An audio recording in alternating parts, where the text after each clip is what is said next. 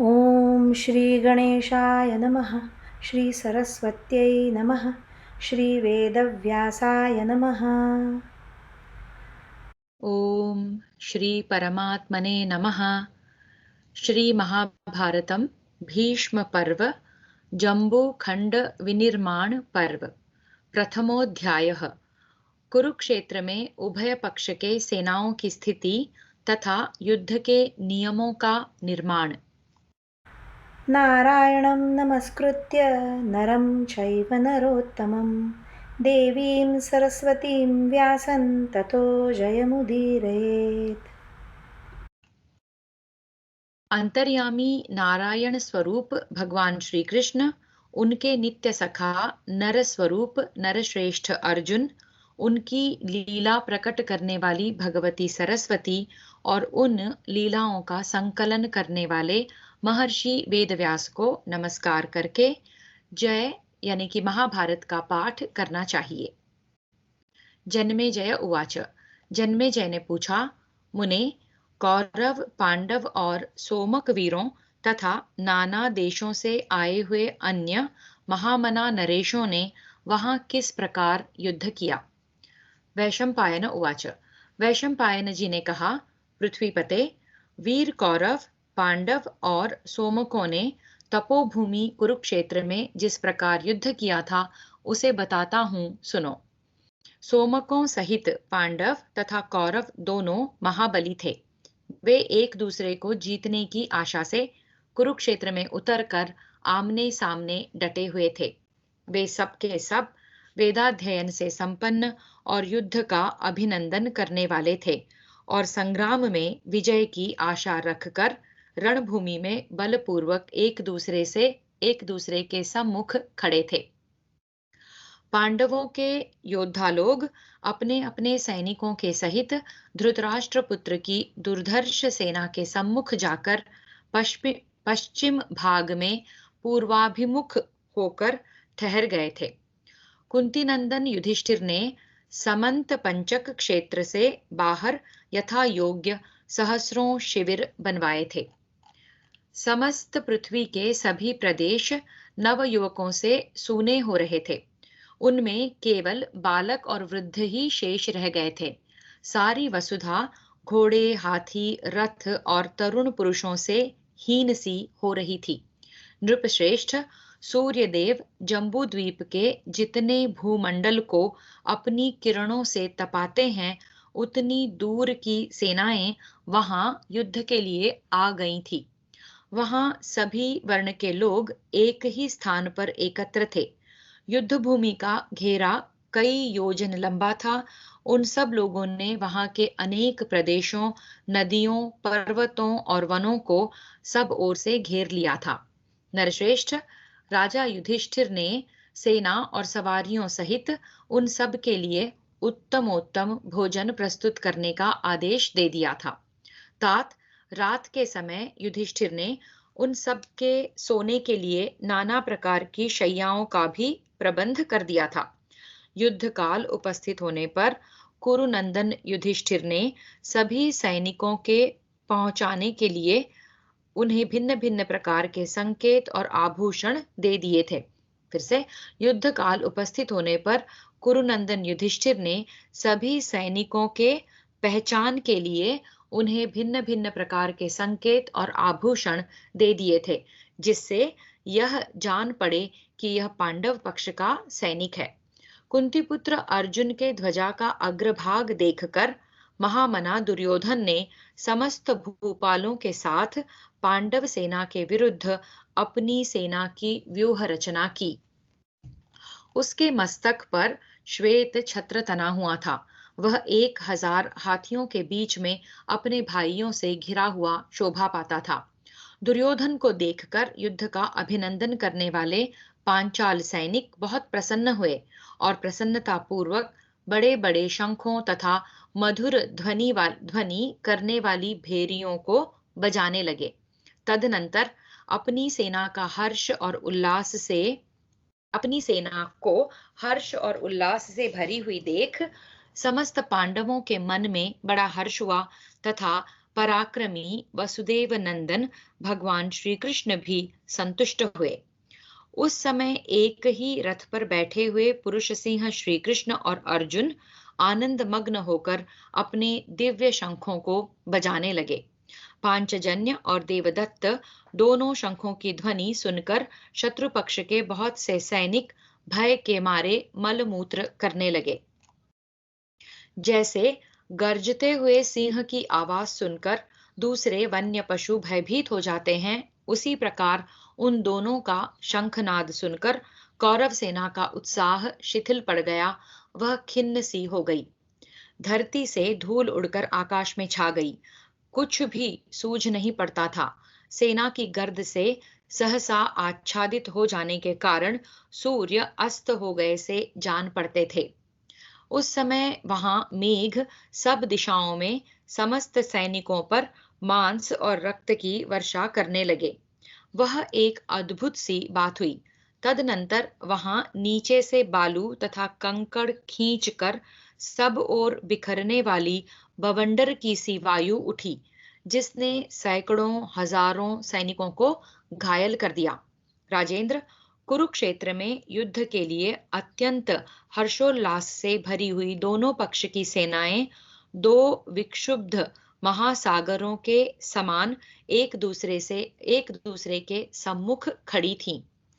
दोनों सेनाओं का वह अद्भुत समागम प्रलय काल आने पर परस्पर मिलने वाले दो समुद्रों के समान जान पड़ता था।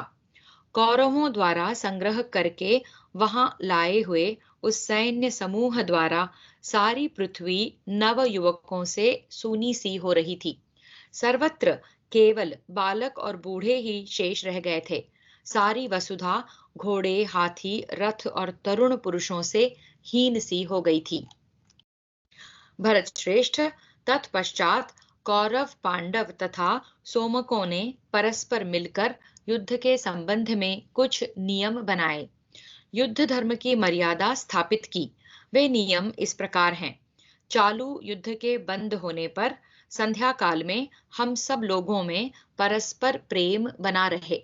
उस समय पुनः किसी का किसी के साथ शत्रुतापूर्ण अयोग्य बर्ताव नहीं होना चाहिए। जो वाग्य युद्ध में प्रवृत्त हों, उनके साथ वाणी द्वारा ही युद्ध किया जाए।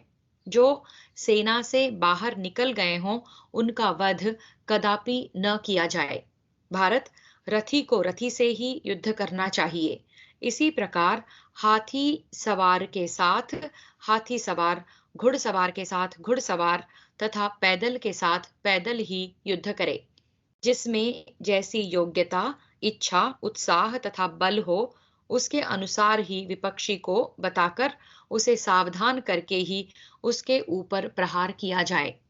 जो विश्वास करके असावधान हो रहा हो तथा जो युद्ध से घबराया हुआ हो, उस पर प्रहार करना उचित नहीं है। जो एक के साथ युद्ध में लगा हो, शरण में आया हो, पीठ दिखाकर भागा हो और जिसके अस्त्र शस्त्र और कवच कट गए हों, ऐसे मनुष्य को कदापि न मारा जाए। घोड़ों की सेवा के लिए नियुक्त हुए सूतों, बोझ ढोने वालों, शस्त्र पहुंचाने वालों तथा भेरी और शंख बजाने वालों पर कोई किसी प्रकार भी प्रहार न करे। इस प्रकार नियम बनाकर कौरव, पांडव तथा सौमक एक दूसरे की ओर देखते हुए बड़े आश्चर्यचकित हुए। तदनंतर वे महामना पुरुष रत्न अपने अपने स्थान पर स्थित हो सैनिकों सहित प्रसन्न चित्त होकर हर्ष एवं उत्साह से भर गए। इस प्रकार श्री महाभारत भीष्म पर्व के अंतर्गत जम्बूंड विनिर्माण पर्व में सैन्य शिक्षण विषयक पहला अध्याय पूरा हुआ। द्वितीयोध्यायः वेद व्यास जी के द्वारा संजय को दिव्य दृष्टि का दान तथा भय सूचक उत्पातों का वर्णन। वैशंपायन उवाच। वैशंपायन जी कहते हैं, जन्मेजय, तदनंतर पूर्व और पश्चिम दिशा में आमने सामने खड़ी हुई दोनों ओर की सेनाओं को देखकर भूत, भविष्य और वर्तमान का ज्ञान रखने वाले संपूर्ण वेद वेत्ताओं में श्रेष्ठ भरतवंशियों के पितामह सत्यवती नंदन महर्षि भगवान व्यास, जो होने वाले भयंकर संग्राम के भावी परिणाम को प्रत्यक्ष देख रहे थे, विचित्र वीर्य नंदन राजा धृतराष्ट्र के पास आए। वे उस समय अपने पुत्रों के अन्याय का चिंतन करते हुए शोकमग्न एवं आर्त हो रहे थे। व्यास जी ने उनसे एकांत में कहा। व्यास उवाच। व्यास जी बोले, राजन, तुम्हारे पुत्रों तथा अन्य राजाओं का मृत्यु काल आ पहुंचा है। वे संग्राम में एक दूसरे से भिड़कर मरने मारने को तैयार खड़े हैं। भारत, वे काल के अधीन होकर जब नष्ट होने लगें, तब उसे काल का चक्कर समझकर मन में शोक न करना।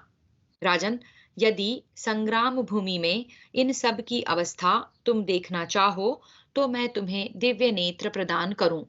वत्स, फिर तुम यहाँ बैठे बैठे ही वहां होने वाले युद्ध का सारा दृश्य अपनी आंखों देखो।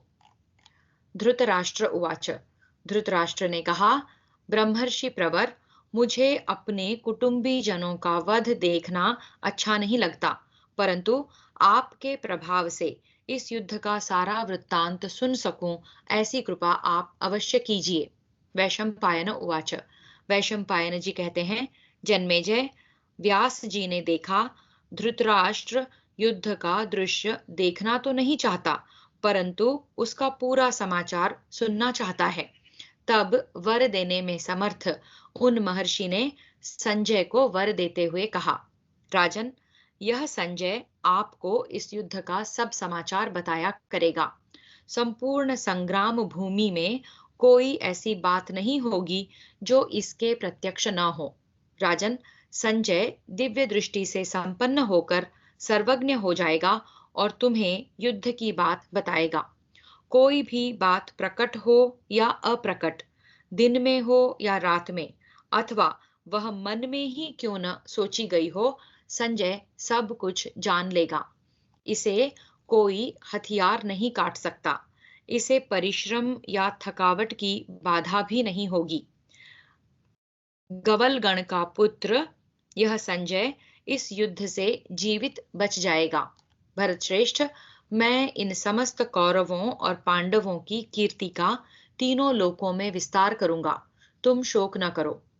नरश्रेष्ठ, यह दैव का विधान है, इसे कोई मेट नहीं सकता, अतः इसके लिए तुम्हें शोक नहीं करना चाहिए। जहां धर्म है, उसी पक्ष की विजय होगी। वैशंपायन उवाच। वैशंपायन जी कहते हैं, जन्मेजय, ऐसा कहकर कुरुकुल के पितामह महाभाग राष्ट्र से बोले, महाराज, इस युद्ध में महान नरसंहार होगा, क्योंकि मुझे इस समय ऐसे ही भयदायक अपशकुन दिखाई देते हैं। बाज, गीध, कौवे, कंक और बगुले वृक्षों के अग्रभाग पर आकर बैठते तथा अपना समूह एकत्र करते हैं। ये पक्षी अत्यंत आनंदित होकर युद्ध स्थल को बहुत निकट से आकर देखते हैं। इससे सूचित होता है कि मांसभक्षी पशु पक्षी आदि प्राणी हाथियों और घोड़ों के मांस खाएंगे। भय की सूचना देने वाले कंक पक्षी कठोर स्वर में बोलते हुए सेना के बीच से होकर दक्षिण दिशा की ओर जाते हैं। भारत, मैं प्रातः और सायं दोनों संध्याओं के बीच उदय और अस्त की वेला में सूर्य देव को प्रतिदिन कबंधों से घिरा हुआ देखता हूँ। संध्या के समय सूर्य देव को तिरंगे घेरों ने सब ओर से घेर रखा था। उनमें श्वेत और लाल रंग के घेरे दोनों किनारों पर थे और मध्य में काले रंग का घेरा दिखाई देता था। उन घेरों के साथ बिजलियां भी चमक रही थी। मुझे दिन और रात का समय ऐसा दिखाई दिया है जिसमें सूर्य, चंद्रमा और तारे जलते से जान पड़ते हैं। दिन और रात में कोई विशेष अंतर नहीं दिखाई देता था। यह लक्षण भय लाने वाला होगा। कार्तिक की पूर्णिमा को कमल के समान नील वर्ण के आकाश में चंद्रमा प्रभाहीन होने के कारण दृष्टिगोचर नहीं हो पाता था तथा उसकी कांति भी अग्नि के समान प्रतीत होती थी। इसका फल यह है कि परिघ के समान मोटी बाहुओं वाले बहुत से शूरवीर नरेश तथा राजकुमार मारे जाकर पृथ्वी को आच्छादित करके रणभूमि में शयन करेंगे। सुअर और बिलाव दोनों आकाश में उछल उछल कर रात में लड़ते और भयानक गर्जना करते हैं। यह बात मुझे प्रतिदिन दिखाई देती है। देवताओं की मूर्तियां कांपती, हंसती, मुंह से खून उगलती, खिन्न होती और गिर पड़ती हैं।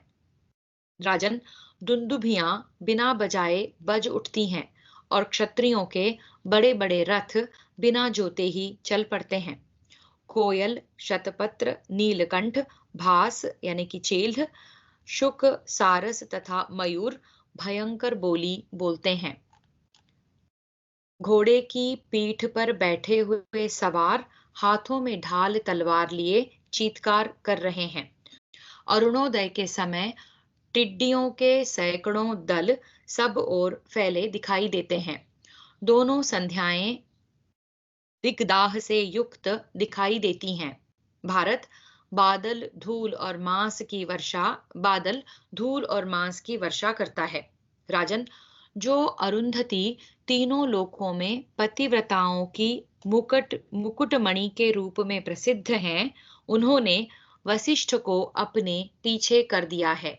महाराज, यह शनैश्चर नामक ग्रह रोहिणी को पीड़ा देता हुआ खड़ा है। चंद्रमा का चिन्ह मिट सा गया है। इससे सूचित होता है कि भविष्य में महान भय प्राप्त होगा। बिना बादल के ही आकाश में अत्यंत भयंकर गर्जना सुनाई देती है। रोते हुए वाहनों की आंखों से आंसुओं की बूंदें गिर रही हैं।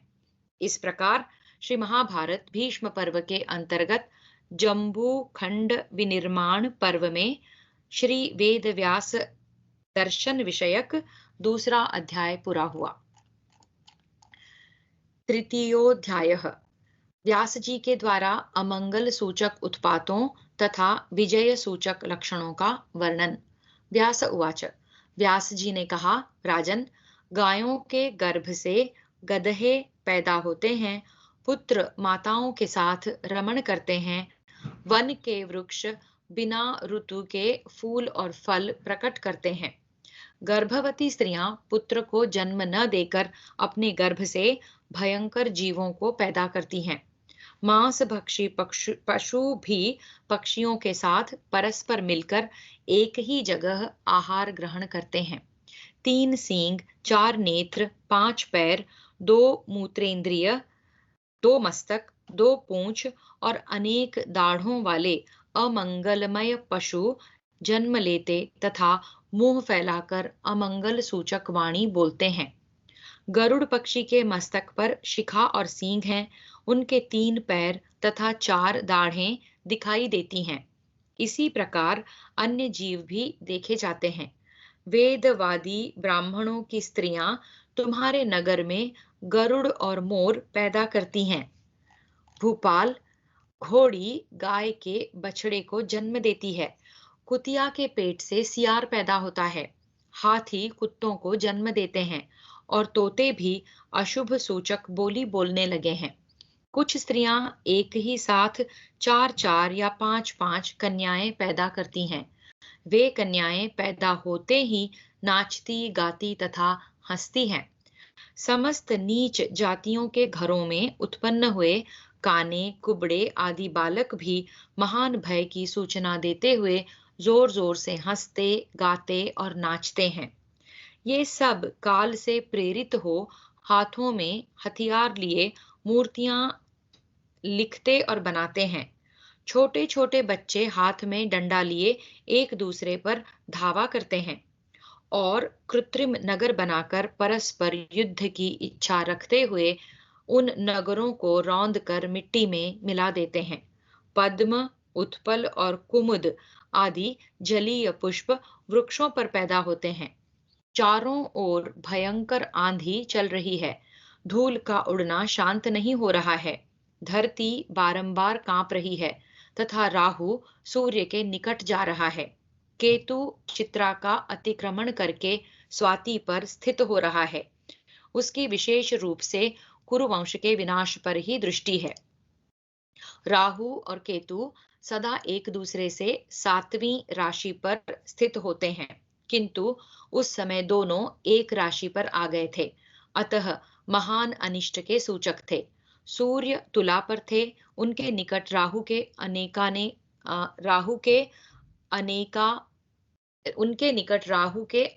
का वर्णन पहले आ चुका था। सूर्य तुला पर थे, उनके निकट राहु के आने का वर्णन पहले आ चुका है।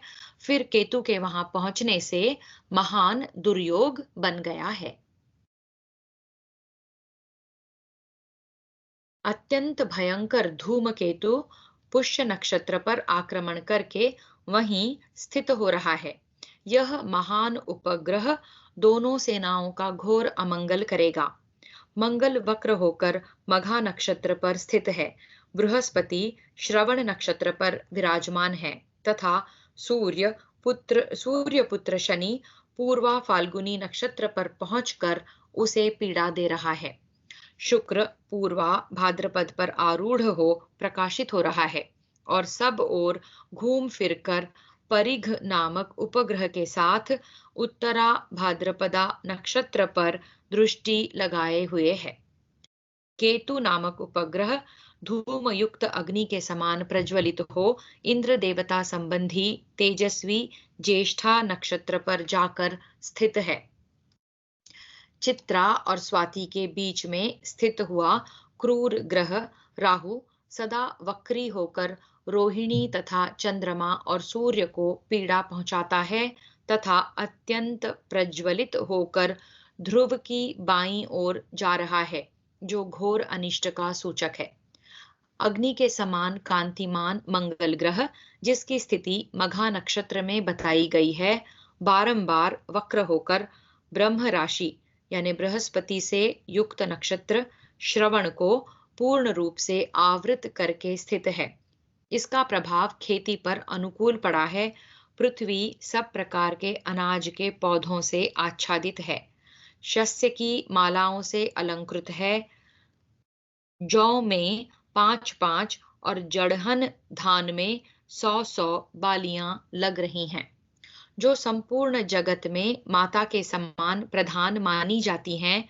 यह समस्त संसार जिनके अधीन है, वे गौएं बछड़ों से पिन्हा जाने के बाद अपने थनों से खून बहाती हैं।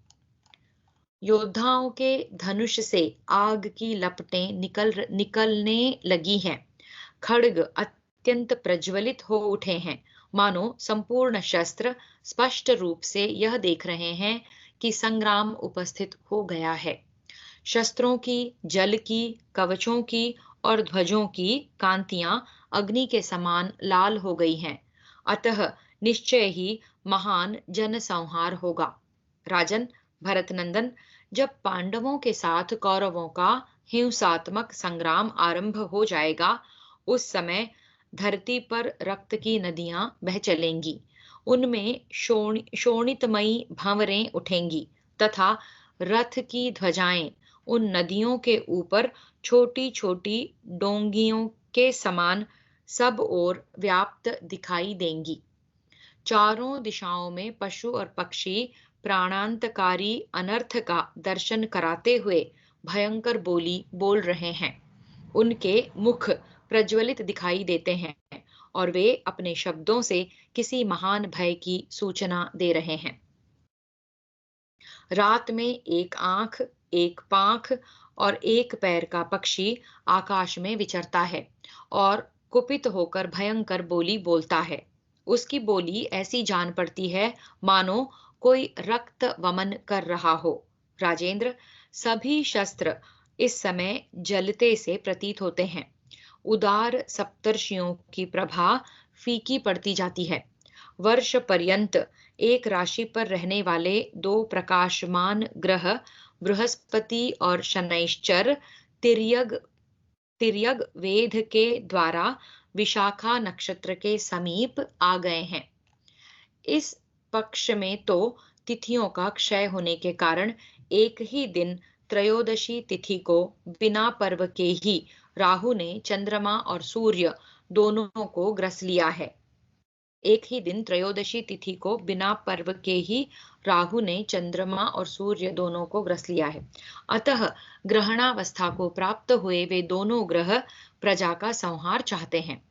चारों ओर धूल की वर्षा होने से संपूर्ण दिशाएं शोभाहीन हो गई हैं। उत्पात सूचक भयंकर मेघ रात में रक्त की वर्षा करते हैं। राजन, अपने तीक्ष्ण क्रूरतापूर्ण कर्मों के द्वारा उपलक्षित होने वाला राहु चित्रा और स्वाति के बीच में रहकर सर्वतोभद्र चक्र गत वेद के अनुसार कृत्तिका नक्षत्र को पीड़ा दे रहा है। बारंबार धूमकेतु का आश्रय लेकर प्रचंड आंधी उठती रहती है। वह महान युद्ध एवं विषम परिस्थिति पैदा करने वाली है। राजन, अश्विनी आदि नक्षत्रों को 3 भागों में बांटने पर जो 9 नक्षत्रों के 3 समुदाय होते हैं, वे क्रमशः अश्वपति, गजपति तथा नरपति के छत्र कहलाते हैं। ये ही पाप ग्रह से आक्रांत होने पर क्षत्रियों का विनाश सूचित करने के कारण नक्षत्र कहे गए हैं। इन तीनों अथवा संपूर्ण नक्षत्रों में शीर्ष स्थान पर यदि पाप ग्रह से वेध हो तो वह ग्रह महान भय उत्पन्न करने वाला होता है। इस समय ऐसा ही कुयोग आया है। एक तिथि का क्षय होने पर 14वें दिन, तिथि क्षय न होने पर 15वें दिन और एक तिथि की वृद्धि होने पर 16वें दिन अमावस्या का होना तो पहले देखा गया है, परंतु इस पक्ष में जो 13वें दिन यह अमावस्या आ गई है, ऐसा पहले भी कभी हुआ है, इसका स्मरण मुझे नहीं है। इस एक ही महीने में 13 दिनों के भीतर चंद्र ग्रहण और सूर्य ग्रहण दोनों लग गए। इस प्रकार अप्रसिद्ध पर्व में ग्रहण लगने के कारण ये सूर्य और चंद्रमा प्रजा का विनाश करने वाले होंगे। कृष्ण पक्ष की चतुर्दशी को बड़े जोर से मांस की वर्षा हुई थी। उस समय राक्षसों का मुंह रक्त से भरा हुआ था। वे खून पीते अघाते नहीं थे। बड़ी बड़ी नदियों के जल रक्त के समान लाल हो गए हैं और उनकी धारा उल्टे स्रोत की ओर बहने लगी है। कुएं से फेन ऊपर को उठ रहे हैं, मानो वृषभ उछल रहे हों। बिजली की कड़कड़ के साथ इंद्र की अश्नि के समान प्रकाशित होने वाली उल्काएं गिर रही हैं। आज की रात बीतने पर सवेरे से ही तुम लोगों को अपने अन्याय का फल मिलने लगेगा। संपूर्ण दिशाओं में अंधकार व्याप्त होने के कारण बड़ी बड़ी मशालें जलकर घर से निकले हुए महर्षियों ने एक दूसरे के पास उपस्थित हो इन उत्पातों के संबंध में अपना मत इस प्रकार प्रकट किया है। जान पड़ता है यह भूमि सहस्रों भूमिपालों का रक्तपान करेगी।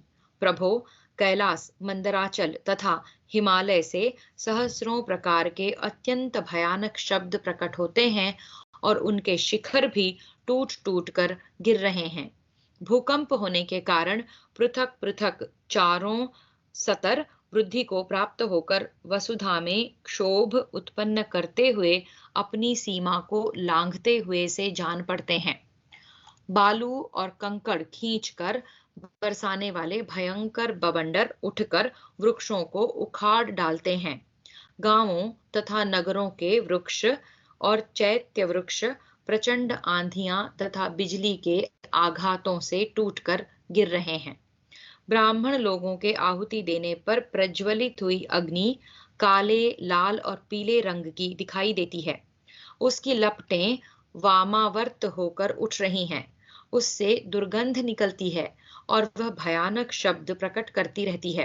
राजन, स्पर्श, गंध तथा रस, इन सब की स्थिति विपरीत हो गई है। ध्वज बारंबार कंपित होकर धुआं छोड़ते हैं। ढोल नगाड़े अंगारों की वर्षा करते हैं।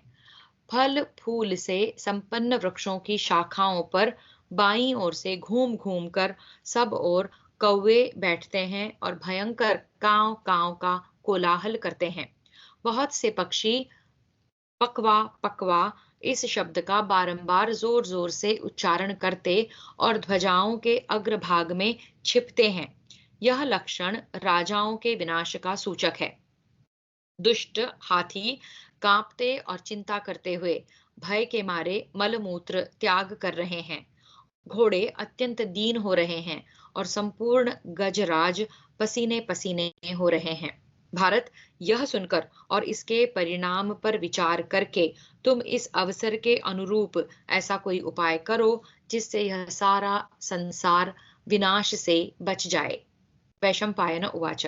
वैशंपायन जी कहते हैं, जन्मेजय, अपने पिता व्यास जी का यह वचन सुनकर धृतराष्ट्र ने कहा, भगवन, मैं तो इसे पूर्व निश्चित दैव का विधान मानता हूँ, अतः यह जनसंहार होगा ही। यदि राजा लोग क्षत्रिय धर्म के अनुसार युद्ध में मारे जाएंगे तो वे वीर लोक को प्राप्त होकर केवल सुख के भोगी होंगे। वे पुरुष सिंह नरेश महायुद्ध में प्राणों का परित्याग करके इहलोक में कीर्ति तथा परलोक में दीर्घ काल तक महान सुख प्राप्त करेंगे। वैशंपायन उवाच। वैशंपायन जी कहते हैं, नृपश्रेष्ठ, अपने पुत्र धृतराष्ट्र के इस प्रकार यथार्थ बात कहने पर ज्ञानियों में श्रेष्ठ महर्षि व्यास कुछ देर तक बड़े सोच विचार में पड़े रहे। 2 घड़ी तक चिंतन करने के बाद वे पुनः इस प्रकार बोले, राजेंद्र, इसमें संशय नहीं है कि काल ही इस जगत का संहार करता है और वही पुनः इन संपूर्ण लोकों की सृष्टि करता है। यहाँ कोई वस्तु सदा रहने वाली नहीं है। राजन, तुम अपने जाति भाई कौरवों, सगे संबंधियों तथा हितैषी सुहृदों को धर्मानुकूल मार्ग का उपदेश करो, क्योंकि तुम उन सबको रोकने में समर्थ हो। जाति वध को अत्यंत नीच कर्म बताया गया है, वह मुझे अत्यंत अप्रिय है। तुम यह अप्रिय कार्य न करो। महाराज, यह काल तुम्हारे पुत्र रूप से उत्पन्न हुआ है। वेद में हिंसा की प्रशंसा नहीं की गई है। हिंसा से किसी प्रकार हित नहीं हो सकता। कुल धर्म अपने शरीर के ही समान है। जो इस कुल धर्म का नाश करता है, उसे वह धर्म ही नष्ट कर देता है। जब तक धर्म का पालन संभव है, जब तक तुम पर कोई आपत्ति नहीं आई है, तब तक तुम काल से प्रेरित होकर ही धर्म की अवहेलना करके कुमार्ग पर चल रहे हो, जैसा कि बहुधा लोग किसी आपत्ति में पड़ने पर ही करते हैं। राजन, तुम्हारे कुल का तथा अन्य बहुत से राजाओं का विनाश करने के लिए यह तुम्हारे राज्य के रूप में अनर्थ ही प्राप्त हुआ है। तुम्हारा धर्म अत्यंत लुप्त हो गया है। अपने पुत्रों को धर्म का मार्ग दिखाओ। दुर्धर्ष वीर, तुम्हें राज्य लेकर क्या करना है, जिसके लिए अपने ऊपर पाप का बोझ लाद रहे हो? तुम मेरी बात मानने पर यश, धर्म और कीर्ति का पालन करते हुए स्वर्ग प्राप्त कर लोगे। पांडवों को उनके राज्य प्राप्त हों और समस्त कौरव आपस में संधि करके शांत हो जाएं। विप्रवर विप्रवर व्यास जी जब इस प्रकार उपदेश दे रहे थे, उसी समय बोलने में चतुर अंबिकानंदन धृतराष्ट्र ने बीच में ही उनकी बात काटकर उनसे इस प्रकार कहा। धृतराष्ट्र उवाच। धृतराष्ट्र बोले, तात, जैसा आप जानते हैं उसी प्रकार मैं भी इन बातों को समझता हूँ। भाव और अभाव का यथार्थ स्वरूप मुझे भी ज्ञात है, तथापि यह संसार अपने स्वार्थ के लिए मोह में पड़ा रहता है। मुझे भी संसार से अभिन्न ही समझें। आपका प्रभाव अनुपम है। आप हमारे आश्रय, मार्गदर्शक तथा धीर पुरुष हैं। मैं आपको प्रसन्न करना चाहता हूँ।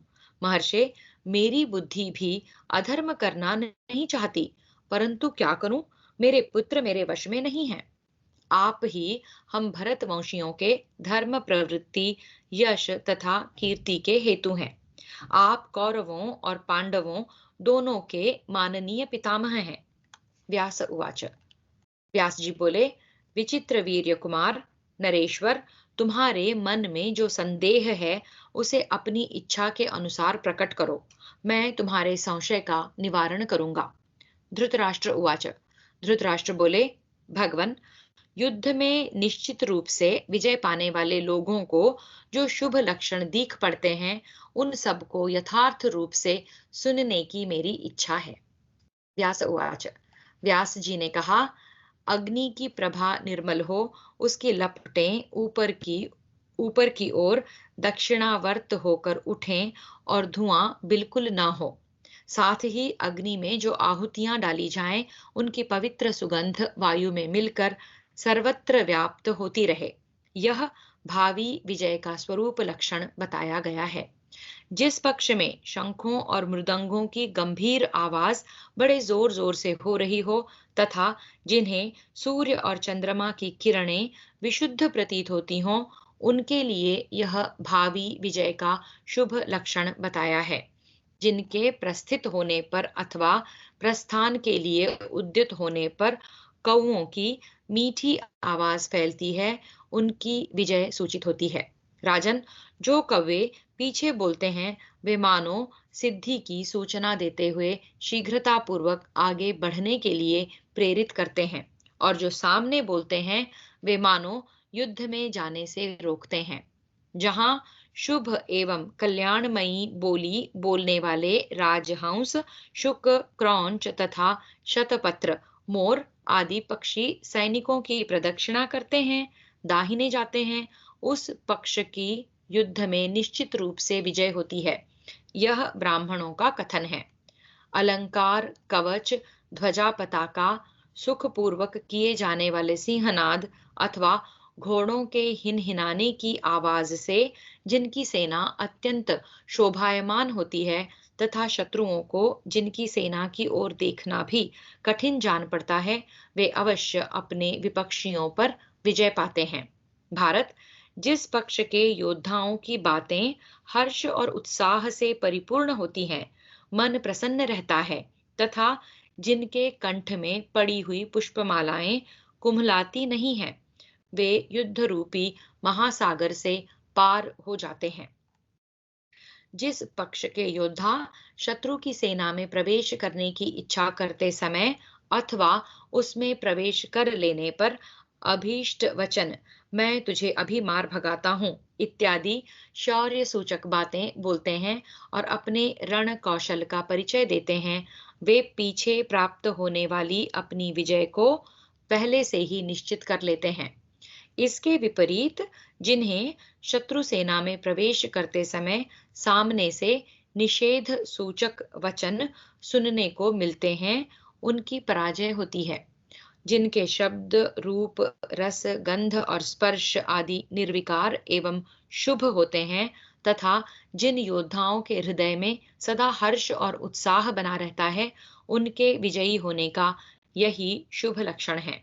राजन, हवा जिनके अनुकूल बहती है, बादल और पक्षी भी जिनके अनुकूल होते हैं, मेघ जिनके पीछे पीछे छत्र छाया किए चलते हैं तथा इंद्रधनुष भी जिन्हें अनुकूल दिशा में ही दृष्टिगोचर होते हैं, उन विजयी वीरों के लिए ये विजय के शुभ लक्षण हैं। जनेश्वर, मरणासन्न मनुष्यों को इसके विपरीत अशुभ लक्षण दिखाई देते हैं। सेना छोटी हो या बड़ी, उसमें सम्मिलित होने वाले सैनिकों का एकमात्र हर्ष ही निश्चित रूप से विजय का लक्षण बताया जाता है। यदि सेना का एक सैनिक भी उत्साहहीन होकर पीछे हटे, तो वह अपनी ही देखा देखी अत्यंत विशाल सेना को भी भगा देता है, उसके भागने में कारण बन जाता है। उस सेना के पलायन करने पर बड़े बड़े शूरवीर सैनिक भी भागने को विवश होते हैं।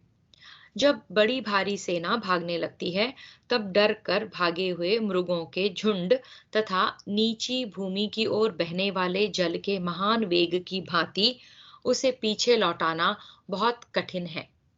भरत नंदन, विशाल सेना में जब भगदड़ मच जाती है, तब उसे समझा बुझाकर रोकना कठिन हो जाता है।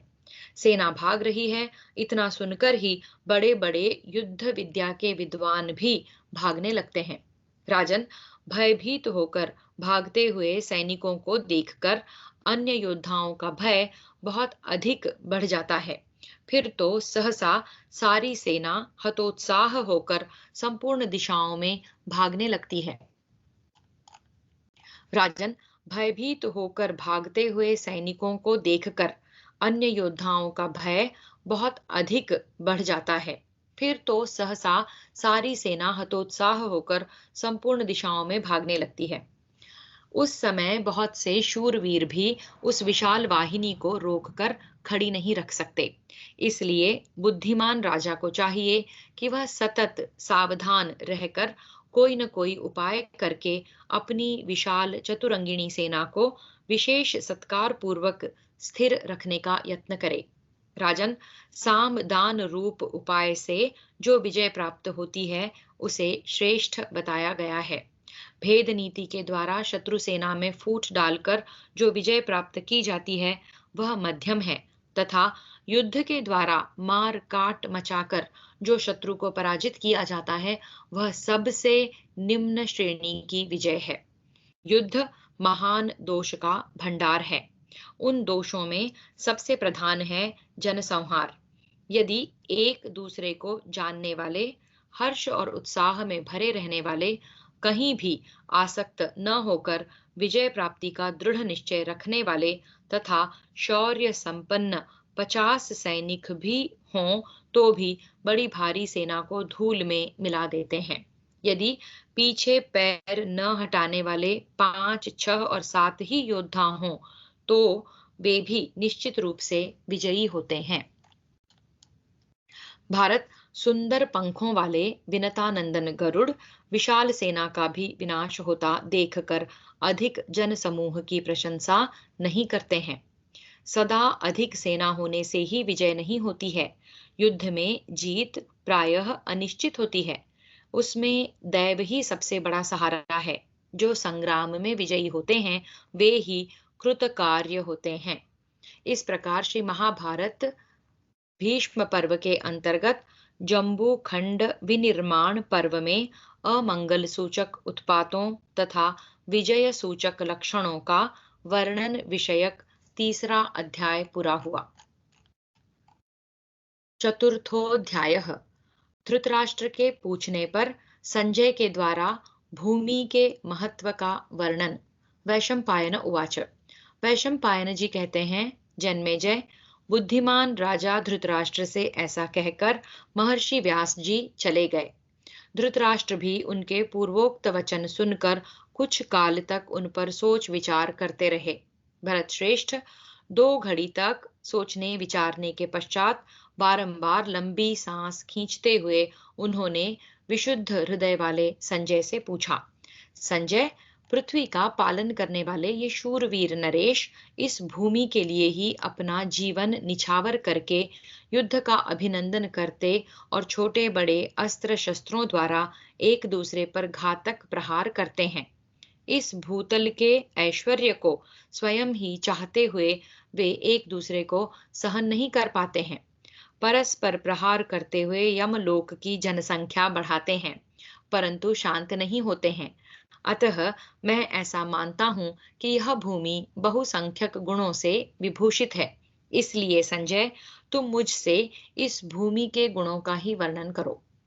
कुरुक्षेत्र में इस जगत के कई हजार, लाख, करोड़ और अरबों वीर एकत्र हुए हैं। संजय, ये लोग जहां जहां से आए हैं उन देशों और नगरों का यथार्थ परिमाण मैं तुमसे सुनना चाहता हूँ, क्योंकि तुम अमित तेजस्वी ब्रह्मर्षि व्यास जी के प्रभाव से दिव्य बुद्धि रूपी प्रदीप से प्रकाशित ज्ञान दृष्टि से संपन्न हो गए हो। संजय उवाच। संजय ने कहा, महाप्राज्ञ, मैं अपनी बुद्धि के अनुसार आपसे इस भूमि के गुणों का वर्णन करूंगा। भरत श्रेष्ठ, आपको नमस्कार है। आप शास्त्र दृष्टि से इस विषय को देखिए और समझिए। राजन, इस पृथ्वी पर 2 तरह के प्राणी उपलब्ध हैं, स्थावर और जंगम। जंगम प्राणियों की उत्पत्ति के 3 स्थान हैं, अंडज, स्वेदज और जरायुज। राजन, संपूर्ण जंगम जीवों में जरायुज श्रेष्ठ माने गए हैं। जरायुजों में भी मनुष्य और पशु उत्तम हैं। वे नाना प्रकार के आकृति वाले होते हैं। राजन, उनके 14 भेद हैं जो वेदों में बताए गए हैं। भूपाल, उन्हीं में यज्ञों की प्रतिष्ठा है। ग्रामवासी पशु और मनुष्यों में मनुष्य श्रेष्ठ है और वनवासी पशुओं में सिंह श्रेष्ठ है। समस्त प्राणियों का जीवन निर्वाह एक दूसरे के सहयोग से होता है। स्थावरों को उद्भिज कहते हैं। उनकी 5 ही जातियां हैं: वृक्ष, गुल्म, लता, वल्ली और त्वक्सार, बांस आदि। ये सब तृण वर्ग की जातियां हैं। ये स्थावर जंगम रूप 19 प्राणी हैं। इनके साथ 5 महाभूतों को गिन लेने पर इनकी संख्या 24 हो जाती है। गायत्री के भी 24 ही अक्षर होते हैं, इसलिए इन 24 भूतों को भी लोक सम्मत गायत्री कहा गया है। भरत श्रेष्ठ, जो लोक में स्थित इस सर्वगुण संपन्न पुण्यमयी गायत्री को यथार्थ रूप से जानता है, वह कभी नष्ट नहीं होता।